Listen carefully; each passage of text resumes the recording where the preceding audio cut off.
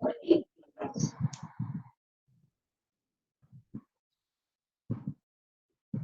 Everyone, how are you all. I hope कि आप सब टेंशन नहीं ले रहे होगे डॉक्यूमेंट वेरिफिकेशन को लेकर, और जो कुछ भी थोड़ा बहुत डाउट है तो वो यहाँ पे क्लियर हो ही जाता है। बाकी आप सभी के कमेंट्स में मैंने पढ़े थे और बहुत लोगों ने मुझसे कहा भी था कि डॉक्यूमेंट वेरिफिकेशन के टाइम जो रिक्वायर्ड डॉक्यूमेंट्स है उसका एक बार डिटेल वीडियो मतलब यहाँ पे अवेलेबल करवाया जाए। तो आज की वीडियो इसी के बारे में है कि डॉक्यूमेंट वेरिफिकेशन के टाइम हमें कौन कौन से डॉक्यूमेंट्स की ज़रूरत है और उसमें डेफिशिएंसी क्या क्या आ सकती है और कैसे कैसे डेफिशिएंसी मेमो मिल सकता है किन किन कारणों के वजह से। ठीक है, तो आज की वीडियो बहुत ही डिटेल्ड होगी, एक एक पॉइंट को हम लोग डिस्कस करेंगे और इसी वजह से आप सब कनेक्टेड रहिएगा। और एक बात और, इस वीडियो को आप उन कैंडिडेट्स तक जरूर पहुंचाइएगा जो मतलब सिलेक्टेड है और जिनका डॉक्यूमेंट वेरिफिकेशन होना है। क्योंकि इस टाइम पे क्या है, मेरे साथ खुद हुआ था जब डॉक्यूमेंट वेरिफिकेशन होने वाला था। तो उस टाइम बहुत सारे क्वेश्चंस थे जो मतलब माइंड में चल रहे थे, जिनका जवाब मतलब काफियों के पास नहीं था और जिनसे पूछा वो बता नहीं पाए। तो इस मतलब कंफ्यूजन में जो था, कई सारी जो चीजें थी हो सकती थी गलत हो सकती थी, लेकिन फिर भी इसीलिए इसीलिए आप सभी से रिक्वेस्ट है कि मतलब जिनका भी सिलेक्शन हुआ है, जिनका भी रिजल्ट आया है और जिनका डॉक्यूमेंट वेरिफिकेशन होना है, ठीक है, तो आप उन सभी के साथ ये वीडियो जरूर शेयर कीजिएगा।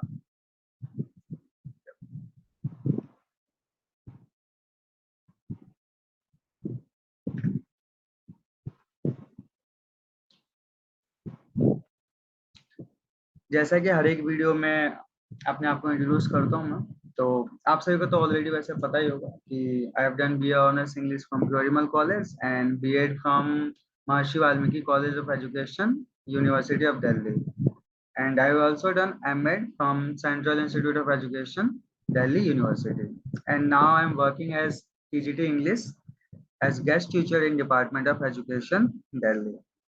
तो ये तो थोड़ा डिटेल हो गया अपने बारे में। अब हम काम की बात करते हैं, जो कि है कि डॉक्यूमेंट वेरिफिकेशन के टाइम क्या क्या डॉक्यूमेंट्स चाहिए। तो यहाँ पे मैंने क्या है, यहाँ पे मैंने कैटेगरी वाइज सभी के डॉक्यूमेंट्स की लिस्ट एक बनाई है, जो कि आपको ध्यान से देखना है कि क्या क्या जरूरत पड़ेगा। तो सबसे पहले अगर हम बात करें तो सबसे पहले तो हमें चाहिए क्लास 10th का मार्कशीट। ठीक है, क्लास 10th की मार्कशीट और क्लास 10th का सर्टिफिकेट। अब देखिए इसमें क्या है, जो क्लास 10th की मार्कशीट है और सर्टिफिकेट है, जिनका भी सीसी पैटर्न से वैल्यूएशन हुआ था, उनका क्या था, ग्रेड्स में मार्क्स थे। जो जो मार्क्स है वो ग्रेड्स में थे। तो वहां पे कई सारे ऑफिसर थे जिनको परसेंटेज निकालने में प्रॉब्लम हो रही थी ग्रेड से। तो आपको उनके सामने बिल्कुल कॉन्फिडेंट रहना है। अगर वो पूछे कि परसेंटेज हम कैसे निकालेंगे, तो उन्हें इजीली बता देना कि जितना भी आपका ग्रेड होगा उसको 9.5 से अगर हम मल्टीप्लाई करेंगे तो हमारा जो है परसेंटेज आ जाएगा। ठीक है, और जिन्होंने भी 2012 में 10th की होगी और सीबीएसई से की होगी, तो उनके मार्कशीट में ही उनका मार्कशीट और सर्टिफिकेट दोनों एक ही है। ठीक है, एक बड़ा सा मार्कशीट मिला होगा, तो उसमें मार्कशीट और सर्टिफिकेट दोनों एक ही है। हालांकि जो अलग बोर्ड से करते हैं तो शायद उनको अलग अलग मार्कशीट या सर्टिफिकेट दोनों अलग अलग मिलता है। ओके, तो ये तो हो गया हमारा 10th का मार्कशीट और 10th का सर्टिफिकेट। अच्छा, कैंडिडेट से इस बात को भी ध्यान दें कि जो 10th क्लास की मार्कशीट है उस पे जो नाम है आपका, वो हर एक जगह सेम होना चाहिए। जैसे कि आपका आपके जो मार्क्स में जो इनिशियल भी लगा है वो भी हर एक जगह सेम होना चाहिए। आपके फादर नेम, आपके मदर नेम और आपका नाम और डेट ऑफ बर्थ, ये सारी चीजें वो 10th क्लास से ही चेक करते हैं। ओके, नेक्स्ट पे आते हैं। नेक्स्ट है हमारा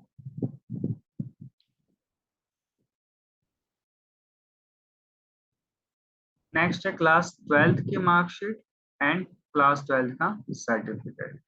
अब मार्कशीट में वो देखते हैं कि आपने सब्जेक्ट कौन कौन से 12th में पढ़े थे, और सर्टिफिकेट पे भी उस पे सब्जेक्ट्स लिखे होते हैं।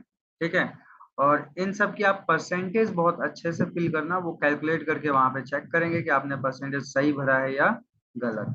ठीक है, और अगर बाई चांस किसी की गलती हो गई है फॉर्म फिल करते टाइम परसेंटेज फिल करने में, तो आप प्लीज एक एफिडेविट बनवा लीजिएगा कि फॉर्म फिल करते टाइम मुझसे पॉइंट्स में मिस्टेक हो गई थी और इस वजह से मैंने गलत परसेंटेज फिल कर दिया था, और उस पर मजिस्ट्रेट के साइन, एग्जीक्यूटिव मजिस्ट्रेट के साइन जरूर करवाइएगा ताकि आपको कोई डेफिशिएंसी ना मिले।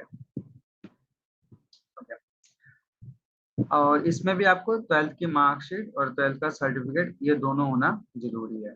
फिर आपका ग्रेजुएशन का यानी बीए, आपका बीएससी या बीकॉम जो भी होगा आपका, उसकी मार्कशीट, ठीक है, और डिग्री।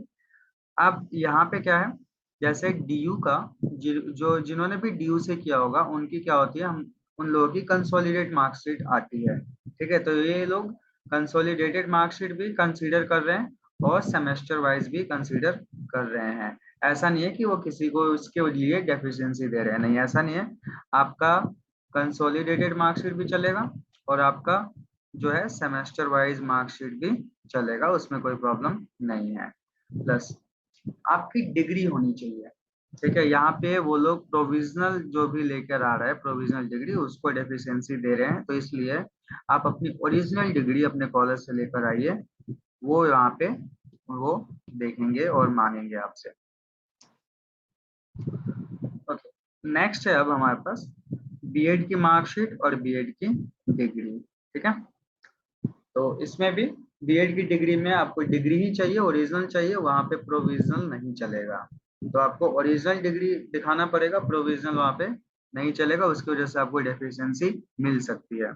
अच्छा, कई सारे कैंडिडेट्स को मैंने देखा है कि उनके बीएड के मार्कशीट और उनकी डिग्री पे कॉलेज का नाम नहीं होता है, सिर्फ और सिर्फ यूनिवर्सिटी का नाम होता है। तो इस वजह से कई सारे कैंडिडेट्स को डेफिशिएंसी मिली थी। तो आप इसका सॉल्यूशन क्या है, इसका सॉल्यूशन यही है कि आप कॉलेज से जाकर एक लेटर पैड पे अपना रिजल्ट का उस पे लिखवा लेना कि ये इस कॉलेज से मैंने अपना बीएड किया है और इस सेशन में मैंने अपना बीएड किया है। ठीक है, तो ये आपको बीएड का कॉलेज का नाम, सेशन, ठीक है, ये सब आपके मार्कशीट पे होना चाहिए। अगर ये नहीं होगा तो आपके मार्क्स, आपको डेफिशिएंसी मेमो मिलेगा। और डिग्री जो भी है वो आपको ओरिजिनल ही दिखाना है, कोई भी प्रोविजनल नहीं चलेगा। ओके, नेक्स्ट की बात करते हैं हमारा सीटेट मार्कशीट और सीटेट सर्टिफिकेट। तो यहाँ पे सीटेट में भी दो हैं, एक है आपका मार्क्स स्टेटमेंट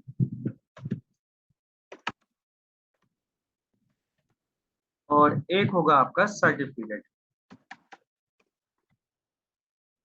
ठीक है, तो ये दोनों आपको चाहिए वहां पे दिखाना होगा, कोई से भी एक से काम नहीं चलेगा, आप दोनों उसे निकलवा लीजिएगा। अब ये डिजी लॉकर में इजीली अवेलेबल है। ठीक है, अब यहाँ पे एक वहां पे डेफिशिएंसी मिली थी कि जैसे कि एक कैंडिडेट है जिनका सिलेक्शन यूआर में हुआ था, लेकिन उनका जो सीटेड था वो ओबीसी में था। ठीक है, तो इसकी वजह से उनको जो था उनको डेफिशिएंसी मेमो मिला हुआ था, इसकी वजह से। तो इस बात का ध्यान रखें कि अगर आपका सिलेक्शन यूआर में हुआ है और आपका जो सीटेड है वो ओबीसी से क्लियर है, तो आप उसमें ये दिखाइए कि आपने ओबीसी से ही फॉर्म फिल किया था। ठीक है, वो आपके पास प्रूफ होना चाहिए। ओके, नेक्स्ट है आपके पास एनसीटीई सर्टिफिकेट। ठीक है, ये सबसे मतलब सबसे जरूरी है।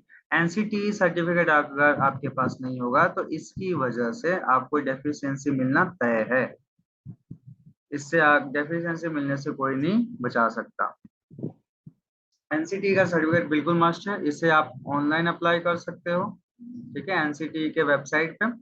और ये आने में 2-3 दिन का टाइम लगाता है ऑनलाइन आने में, तो इसलिए आप इसे अभी अप्लाई कर दो ताकि आपके जो डॉक्यूमेंट वेरिफिकेशन है उससे पहले ही आपके पास मेल पर आ जाए।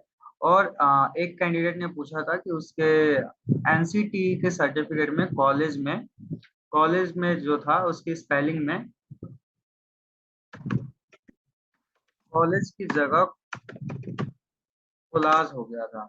तो अगर आपके भी कॉलेज के नाम में कोई मिस्टेक है एनसीटी के सर्टिफिकेट में, तो आप उसे एनसीटी सर्टिफिकेट का ऑफिस जाइए जो कि है द्वारका में, और वहां से जाके उसे ठीक करवा लीजिए। ठीक है, नहीं तो इसकी वजह से भी आपको डेफिशिएंसी मेमो मिल सकता है। अब हम आते हैं नेक्स्ट की तरफ। नेक्स्ट है आपका वहाँ पे एक आइडेंटिटी कार्ड भी आपका चेक करेंगे, तो उसके लिए आधार कार्ड इनफ है। अगर आपके पास ड्राइविंग लाइसेंस है तो आप वो भी लेकर जा सकते हो। एड्रेस प्रूफ में भी वो आपका काम चल जाएगा उसके से।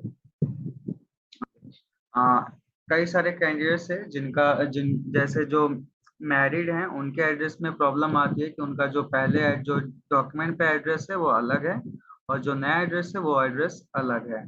तो इसमें आपको घबराना नहीं है, उनको आप क्लियरली बताओ कि आप मैरिड हो और आपका जो एड्रेस है वो इस वजह से चेंज हुआ है, तो आपका जो कॉरेस्पॉन्डेंस एड्रेस है वो ये है, और आपका जो परमानेंट एड्रेस है वो है।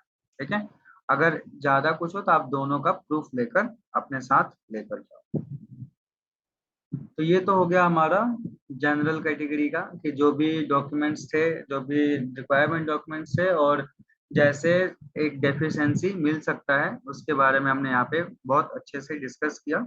अगर फिर भी आपको कोई क्वेरी है, कोई डाउट है, तो आप कमेंट्स में उसे बता सकते हो। अब आते हैं हम नेक्स्ट पे। तो नेक्स्ट में भी ओबीसी कैंडिडेट्स के लिए सारा कुछ जो मैंने अभी बताया वो सेम ही रहेगा, बस इनमें ऐड हो जाएगा, और वो हो जाएगा कि ओबीसी का सर्टिफिकेट और एनसीएल। ठीक है, एनसीएल जो है वो before and after application last date होनी चाहिए, और अगर आपके पास नहीं है तो आप उसके लिए एक एफिडेविट बनवा लो और उससे एग्जीक्यूटिव मजिस्ट्रेट से साइन करवा लेना। ये इसके वजह से बहुत सारे कैंडिडेट्स को वहां पे मतलब डेफिशिएंसी मेमो दिया गया था। तो इस बारे में आप अपना बिल्कुल क्लियर रहें, इसलिए ओबीसी सर्टिफिकेट और आपका एनसीएल ये दोनों होना बहुत जरूरी है। ठीक है, और बाकी जो डॉक्यूमेंट्स है वो सारे सेम है। 10th की मार्कशीट, 10th का सर्टिफिकेट, 12th की मार्कशीट, 12th की सर्टिफिकेट, बीए या बीएससी की मार्कशीट, बीए की डिग्री या बीएससी की डिग्री, बीएड की मार्कशीट, बीएड की डिग्री, सीटेट की मार्कशीट, सीटेट का सर्टिफिकेट, एनसीटी, आधार कार्ड, और बाकी वो सारा सेम। अब आता है नेक्स्ट। नेक्स्ट है फॉर एससी कैटेगरी। तो यहाँ पे भी सारा कुछ सेम रहेगा, बस लास्ट में आपको ऐड कर देना है आपका एससी का सर्टिफिकेट। ठीक है, यहाँ पे एससी का सर्टिफिकेट आपको लास्ट में ऐड कर देना है, और उस पे याद रखिएगा आपका जो जितने भी डॉक्यूमेंट्स होंगे सभी पे आपका जो नेम है वो सेम होना चाहिए। ठीक है, तो ऐसा भी नहीं होना चाहिए कि आपके नाम के आगे कहीं पे मिस्टर लगा है या कहीं पे मिस लगा है और वो और कहीं नहीं है। ठीक है, तो ना जो आपका नेम है वो हर एक जगह सेम होना चाहिए। नेक्स्ट। नेक्स्ट है एसटी कैटेगरी। तो वही सेम, आपको भी लास्ट में जो है एसटी का सर्टिफिकेट वो ऐड करना है बस, बाकी सारा आपका सेम है।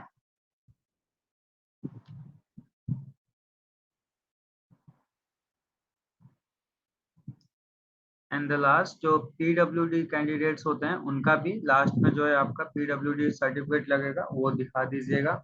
और एक कैंडिडेट्स के पास मैं एक कैंडिडेट का मेरे पास मैसेज आया था कि उनका जो था, जैसे जब फॉर्म अप्लाई कर रहे थे तो उन्होंने एक मिस्टेक कर दी थी, उन्होंने मतलब कुछ गलत फिल कर दिया था, और जबकि उनका पीडब्ल्यूडी सर्टिफिकेट है वो अलग है। तो आप एफिडेविट बनवा के जाइए और उसको एग्जीक्यूटिव मजिस्ट्रेट से साइन करवा के जाइएगा, आपको डेफिशिएंसी नहीं मिलेगी।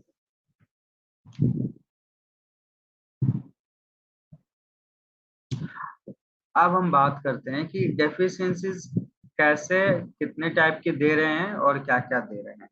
ठीक है, तो हम इसके बारे में भी बात करेंगे और बहुत अच्छे से डिस्कस करेंगे इसको, ताकि आपको पता चले कि आपको क्या चीज चेक करना है पहले ही, और अगर कोई गलती है तो उसकी एफिडेविट बनवाना है। तो फर्स्ट पॉइंट यही है कि कैंडिडेट का नेम, उसका मदर नेम, फादर नेम, ये सारे के सारे सेम होने चाहिए, प्लस डेट ऑफ बर्थ। ठीक है, डेट ऑफ बर्थ भी हर एक जो आपका एजुकेशनल डॉक्यूमेंट्स या सर्टिफिकेट या डिग्री है उस पर सेम होना चाहिए। और ये आपका कैटेगरी सर्टिफिकेट हर एक चीज में आपका सेम होना चाहिए, किसी में भी अलग नहीं होना चाहिए। अगर अलग होगा तो वो आपको डेफिशिएंसी मेमो दे सकते हैं। ठीक है। जैसे कि कई बार क्या होता है, हमारा सरनेम कास्ट सर्टिफिकेट में नहीं होता है तो हम कहते हैं कि अच्छा इससे काम चली जाएगा, नहीं ऐसा नहीं है, उसके लिए आपको एफिडेविट बनवाना पड़ेगा। नेक्स्ट, जैसे कि मैं बोलते आ रहा हूँ कि एनसीटी सर्टिफिकेट जो है वो बिल्कुल मस्ट है, इसके बिना काम नहीं चलेगा।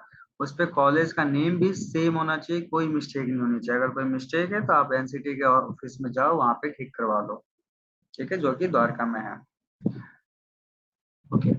नेक्स्ट बात करते हैं हम सब्जेक्ट कॉम्बिनेशन की, जो कि बहुत लोगों की कंफ्यूजन इसी में रहता है कि सब्जेक्ट कॉम्बिनेशन का क्या है। तो जैसा कि मेरा सिलेक्शन जो हुआ था वो टीजीटी इंग्लिश में है, तो इसलिए मुझे इसका सब्जेक्ट कॉम्बिनेशन पता है। लेकिन फिर भी बाकी जो सब्जेक्ट्स के मैंने डेफिशिएंसीज देखे थे, तो उससे कुछ आइडिया लगा है, जिसकी वजह से मैं आपको बता रहा हूँ कि क्या क्या डेफिशिएंसी मिल सकते हैं सब्जेक्ट कॉम्बिनेशन को लेकर। तो जैसा कि आपका जो टीचिंग सब्जेक्ट है, ठीक है, जो भी आपका टीचिंग सब्जेक्ट, वो ऑप्शनल सब्जेक्ट नहीं होना चाहिए। जैसे मैंने बहुत सारे संस्कृत के कैंडिडेट्स को देखे थे कि उनका जो संस्कृत था वो ऑप्शनल था, इस वजह से उनको डेफिशिएंसी मेमो मिला हुआ था। तो आपका जो टीचिंग सब्जेक्ट है वो या तो इलेक्टिव होना चाहिए या वो आपका मेन सब्जेक्ट होना चाहिए। ठीक है, जो भी टीचिंग सब्जेक्ट है वो आपका या तो इलेक्टिव या मेन सब्जेक्ट होना चाहिए। अब हम बात करते हैं यहाँ पे टीजीटी इंग्लिश की। तो टीजीटी इंग्लिश में जब वहाँ पे डॉक्यूमेंट वेरिफिकेशन हो रहा था, तो वहाँ पे उनके पास जो परफॉर्म हुआ था उसमें सेकंड सब्जेक्ट क्लियरली मेंशन था।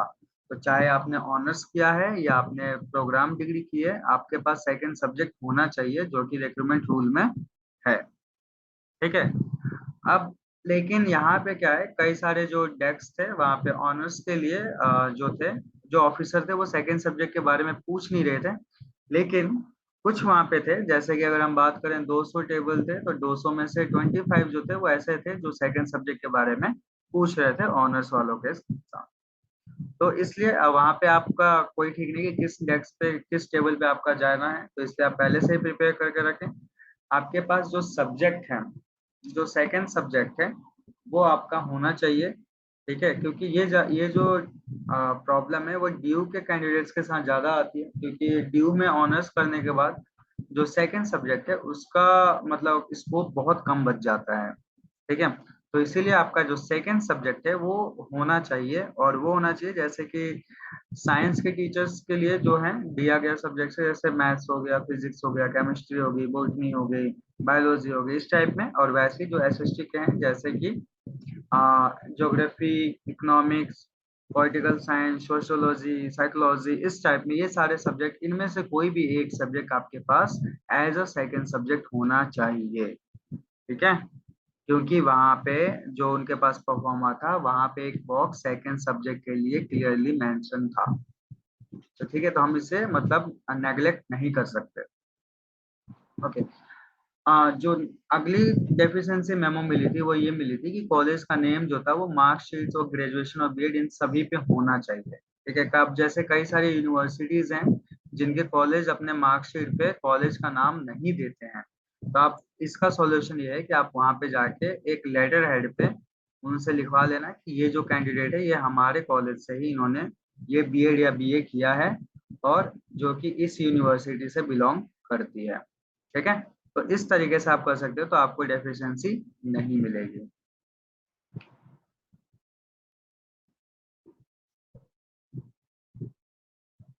तो ये रहा हमारा आज का मतलब सारा जो भी डिस्कशन था। कंक्लूजन यही है कि आप डॉक्यूमेंट वेरिफिकेशन से पहले ही प्रिपेयर हो जाएं, ताकि आपको वहां पे ज्यादा दिक्कत ना हो।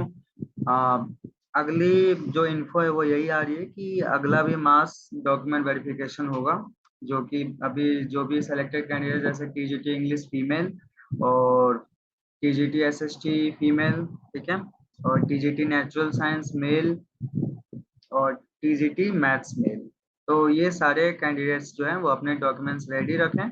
आपका मेमोरेंडम कभी भी आ सकता है, आपको बुलाएंगे, और वो आपको जो मेमोरेंडम मिलेगा उसमें आपको डेट और प्लेस वो मेंशन रहेगा। तो अगला जो डॉक्यूमेंट वेरिफिकेशन है, मास डॉक्यूमेंट वेरिफिकेशन होगा, और वो हो सकता है वो भी त्यागराज स्टेडियम में ही हो। तो आप उससे उससे पहले ही आप अपने जितने भी डॉक्यूमेंट्स है उसे रेडी कर लीजिए। ठीक है, और अभी भी अगर आपको कोई क्वेरी है या कोई डाउट है तो आप डॉक्यूमेंट आप कमेंट्स में पूछ सकते हो, इवन आप इंस्टा पे भी ज्वाइन कर सकते हो। और अगर आपको कुछ मतलब बहुत ही ज्यादा जो है क्वेश्चन जो है पर्सनलाइज क्वेश्चन पूछना है तो आप ईमेल पे भी अपना मेल कर सकते हो। और मैंने एक्सेप्टेंस फॉर्म और अटेस्टेशन फॉर्म इसके ऊपर भी एक वीडियो बनाया है, तो आप वहां पे जाके देख लीजिए कि आपको कैसे फिल करना है, क्योंकि जो फॉर्म है वो आपको अच्छे से फिल करना है, और अगर आप घर से ही फिल करके लेके जाओगे तो आपका वहां पे टाइम सेव होगा। ठीक है, और हाँ, इस वीडियो को जो भी सेलेक्टेड कैंडिडेट्स हैं उनके साथ प्लीज शेयर कीजिएगा ताकि उन्हें उनकी भी डाउट दूर हो जाए। Thanks for watching us and stay connected. ठीक है, बाकी अलग मतलब अदर इंफॉर्मेशन के लिए सब्सक्राइब करना ना भूलें। ओके, चलिए, thank you all of you, bye bye.